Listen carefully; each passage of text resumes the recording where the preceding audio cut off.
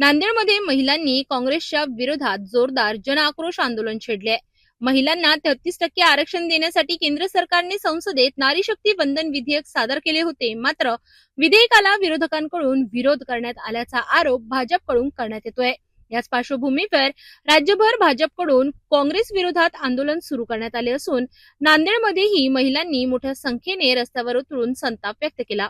नांदेड शहरातील महात्मा फुले पुतळ्यासमोर हे जनआक्रोश आंदोलन पार पडले. यावेळी महिलांनी काँग्रेस विरोधात तसेच राहुल गांधी यांच्या विरोधात जोरदार घोषणाबाजी केली. आंदोलनात सहभागी झालेल्या महिलांनी आरोप केलाय की महिलांच्या हक्कांबाबत काँग्रेसची भूमिका दुटप्पी आहे आणि आरक्षणाच्या मुद्द्यावर महिलांची फसवणूक करण्यात आली आहे.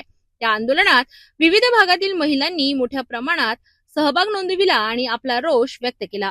पंतप्रधान नरेंद्र मोदी साहेब यांनी भारतीय नारीच्या आत्मसन्मानासाठी तिच्या स्वप्नपूर्तीसाठी जो लढा दिलेला आहे त्या लढ्यामध्ये विरोधकांनी अडथळा निर्माण केलेला आहे आणि भारतीय नारी आणि देशाच्या स्त्रिया हे 50% स्त्रियांची संख्या आहे आणि त्या स्त्रिया ह्या देशाच्या प्रगतीचा कणा आहेत आणि हा कणा आहे. ह्या कणाचं स्वप्न जो आत्मसन्मान आहे तो विरोधकांनी पायंदळी केलेला आहे. तर त्यासाठी आम्ही नांदेडमधल्या सर्व महिला एकत्र आलेलो आहोत आणि त्यासाठी फक्त आमच्या हातात फलक नाही तर आमच्या डोळ्यामध्ये ज्वाला आहेत आणि जेव्हा एखादी स्त्री उभी राहते कुठल्याही अन्यायाविरुद्ध तर तो लढा नक्की यशस्वीच होते आणि आम्ही सर्वजण नरेंद्र मोदी साहेबांच्या पाठीशी आहोत आणि आमचा हा हक्क आम्ही मिळवूनच राहणार आहोत.